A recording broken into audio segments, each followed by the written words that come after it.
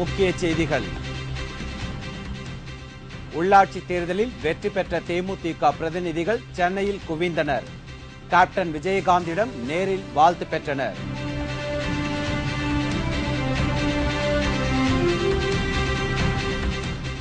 Spectrum ஊழல் வழக்கில் கனிமொழிக்கு ஜாமீன் கிடைக்குமா? மு.க. அழகிரி, ஸ்டாலின் திடீர் டெல்லி பயணம்.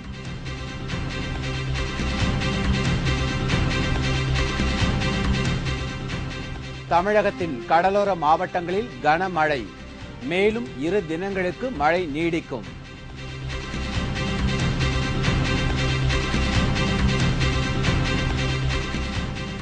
அத்வானியை குறிவைத்து பைப் வெடிகுண்டு வைத்த நபர்கள் கைது செய்யப்பட்ட 2 15 நாள் காவல்.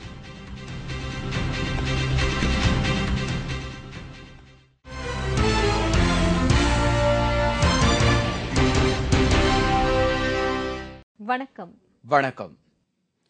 விரிவான செய்திகள். தேமுதிக நிறுவன தலைவர் கேப்டன் விஜயகாந்தை உள்ளாட்சி தேர்தலில் வெற்றி பெற்ற தேமுதிக நகராட்சி, பேரூராட்சி, ஒன்றிய தலைவர்கள், கவுன்சிலர்கள் என்று சந்தித்து வாழ்த்து பெற்றனர்.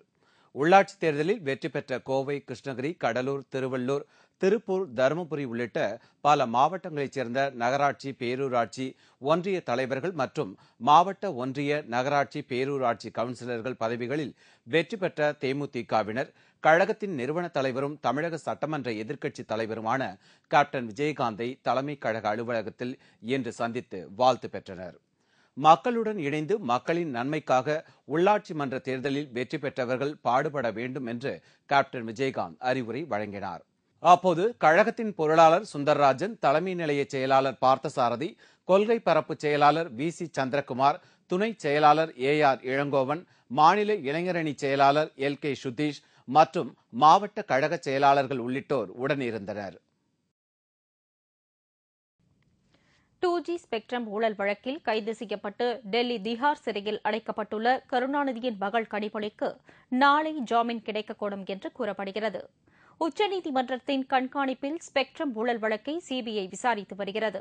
சுமார் 1,76,000 கோடி ரூபாய் அளவிற்கு முறைகேடு நடந்திருப்பதாக கூறப்படும் இந்த வழக்கில் முன்னாள் மத்திய அமைச்சர் ராசா, கருணாநிதியின் மகள் கனிமொழி உள்ளிட்ட 17 பேர் கைது செய்யப்பட்டு சிறையில் அடைக்கப்பட்டுள்ளனர். கனிமொழி உள்ளிட்டோர் ஏற்கனவே தாக்கல் செய்த ஜாமீன் மனுக்களை சிபிஐ, சிறப்பு நீதிமன்றம், டெல்லி உயர்நீதிமன்றம் மற்றும் உச்சநீதிமன்றம் ஆகியவை தள்ளுபடி செய்துவிட்டன. இந்த வழக்கில் குற்றப்பத்திரிகை தாக்கல் செய்யப்பட்ட பெண் டெல்லி சிறப்பு நீதிமன்றத்தில் ஜாமீன் கோரலாம் என்று உச்சநீதிமன்றம் அறிவுறுத்தியுள்ளதன் அடிப்படையில் கனிமொழி உள்ளிட்ட சிலர் மீண்டும் ஜாமீன் கோரி மனு தாக்கல் செய்துள்ளனர். இந்த புதிய ஜாமீன் மனுவிற்கு சிபிஐ தரப்பிலும் எதிர்ப்பு தெரிவிக்கப்படவில்லை. இந்த மனு மீதான தீர்ப்பு நாளை வழங்கப்பட உள்ளது. சிபிஐ தரப்பில் எதிர்ப்பு தெரிவிக்காததால் நாளை கனிமொழிக்கு ஜாமீன் கிடைக்கக்கூடும் என்று கூறப்படுகிறது. இந்நிலையில் மு.க. அழகிரியும் மு.க. ஸ்டாலினும் தனித்தனி விமானங்களில் டெல்லி சென்று இருக்கிறார்கள். தமிழகத்தின் குமரி கடல் அருகே உருவாகியுள்ள குறைந்த காற்றழுத்த தாழ்வு நிலை காரணமாக அடுத்த 24 மணி நேரத்திற்கு தமிழகத்தின் கடலோர மாவட்டங்களில் கனமழை பெய்யும் என்று சென்னை வானிலை ஆய்வு மையம் தெரிவித்துள்ளது. குமரி மற்றும் ஆந்திரா இடையே உள்ள வங்கக்கடலில் குறைந்த காற்றழுத்த தாழ்வு நிலை உருவானதை அடுத்து தமிழகத்தின் பெரும்பாலான பகுதிகளில் கனமழை பெய்து வருகிறது. சென்னையில் கடந்த 1 வார காலமாக பெய்து வரும் கனமழையால் பெரும்பாலான சாலைகள் குண்டும் குழியுமாக காட்சியளிக்கிறது. தாழ்வான பகுதிகளில் மழைநீர் தேங்கி நிற்பதால் வாகன ஓட்டிகள் கடும் சிரமத்திற்கு ஆளாகியுள்ளனர். கொஞ்சம் மழை பெய்ஞ்சாலும் எல்லா ரோட்லையும் தண்ணி கொலை மாதிரி பெருகிடுது. இங்கே உள்ள இந்த ராகவையா ரோடு, ராஜா சேர் ஸ்ட்ரீட்டு, யோகாம்பால் தெரு, சிங்காரம் தெரு, சாம்பசிவன் தெரு, 40 வருஷமா இப்படியா இருக்கு. எந்த கவர்மெண்ட் வந்தாலும் ஒன்றும் ஆறுதில்லை. இது கடந்த 24 மணி நேரத்தில் மட்டும் தமிழகத்தில் அதிகபட்சமாக மரக்காணத்தில் 12 சென்டிமீட்டர் மழை பதிவாகியுள்ளது. தேக்கடியில் 10 சென்டிமீட்டரும், கடலூர் மற்றும் புவனகிரியில் 9 சென்டிமீட்டரும் மழை பதிவாகியுள்ளது.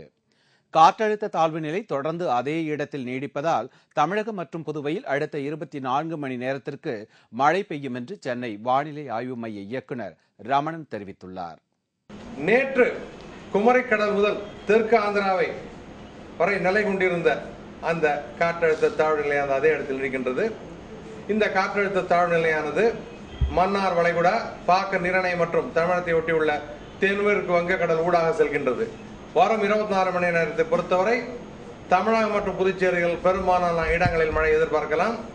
கடலோர மாவட்டங்களை பொறுத்தவரை ஓரிரு இடங்களில் கன மற்றும் மிக கனமழை இருக்கக்கூடும்.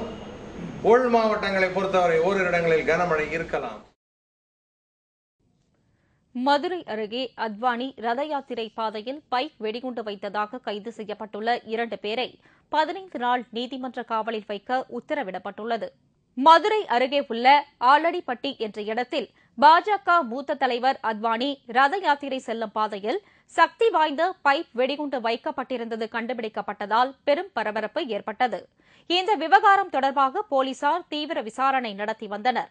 இந்த நிலையில் குண்டு வைத்தது தொடர்பாக நேற்று 2 பேரை போலீசார் கைது செய்தனர். அவர்கள் இருவரும் இன்று மதியம் திருமங்கலம் குற்றவியல் நீதிமன்றத்தில் ஆஜர்படுத்தப்பட்டனர். அப்போது அவர்களை 15 நாள் நீதிமன்ற காவலில் வைத்து விசாரிக்க நீதிபதி உத்தரவிட்டார். குற்றவாளிகளை ஆஜர்படுத்தப்பட்டதை முன்னிட்டு திருமங்கலம் குற்றவியல் நீதிமன்றத்தில் ஏராளமான போலீசார் குவிக்கப்பட்டிருந்தனர். நீதிமன்ற வளாகத்தை சுற்றி பலத்த போலீஸ் பாதுகாப்பு போடப்பட்டிருந்தது. சென்னை கோட்டூர்புரத்தில் உள்ள அண்ணா நூற்றாண்டு நூலகம் குழந்தை நல உயர் சிறப்பு மருத்துவமனையாக மாற்றப்படும் என்று முதலமைச்சர் ஜெயலலிதா தெரிவித்துள்ளார்.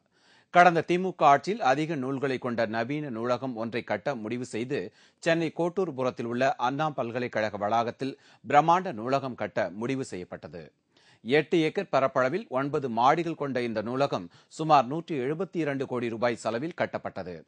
கடந்த 2010ஆம் வருடம் செப்டம்பர் 15ஆம் தேதி அண்ணா பிறந்தநாள் அன்று திறக்கப்பட்ட இந்த நூலகத்திற்கு அண்ணா நூற்றாண்டு நூலகம் என்று பெயரிடப்பட்டது. நாள்தோறும் ஆயிரக்கணக்கானோர் வந்து செல்லும் இந்த நூலகத்தில் குழந்தைகளுக்கென நவீன வசதிகள் கூடிய சிறப்பு நூலகமும் பார்வையற்ற மாணவர்களுக்கான பிரைலி வழிமுறை பின்பற்றப்படும் நூலகமும் உள்ளது. லட்சக்கணக்கான அரிய வகை புத்தகங்கள் உள்ள இந்த நூலகத்தை குழந்தைகள் நல மருத்துவமனையாக மாற்ற இருப்பதாக முதல்வர் ஜெயலலிதா தெரிவித்துள்ளார்.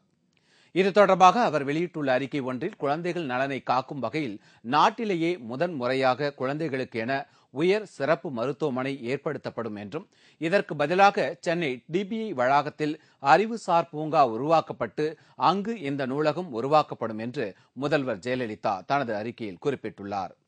ஜெயலலிதாவின் இந்த அறிக்கை மாணவர்கள் மற்றும் பொது மக்களிடையே பலத்த அதிருப்தியை ஏற்படுத்தி உள்ளது. ரீசெண்டாக தான் இந்த லைப்ரரி யூஸ் பண்ண ஆரம்பித்தேன். இது ரொம்ப எனக்கு ஹெல்ப்ஃபுல்லாக இருக்குது. நிறைய புக்ஸ் இருக்குது, ஏகப்பட்ட நாலேஜ் கேதர் பண்ணுறதுக்கு ஒரு ஹப் மாதிரி இருக்குது.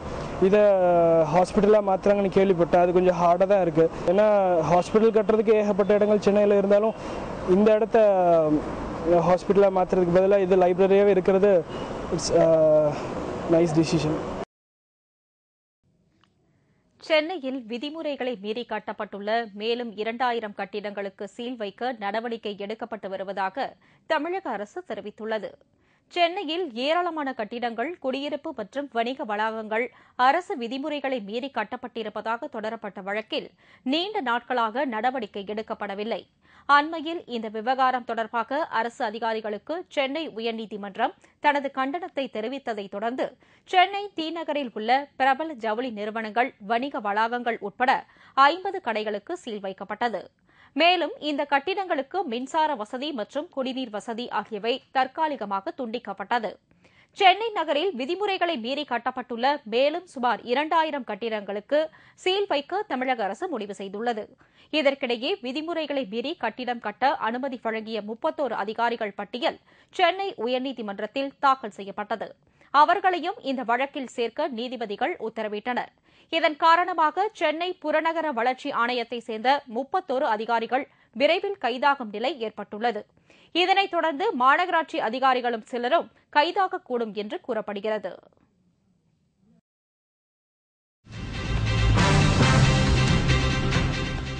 கனமழையால் தமிழகத்தின் அணைகள் மற்றும் ஏரிகள் வேகமாக நிரம்புகின்றன. பல இடங்களில் மக்கள் பாதுகாப்பான இடங்களுக்கு வெளியேற்றம்.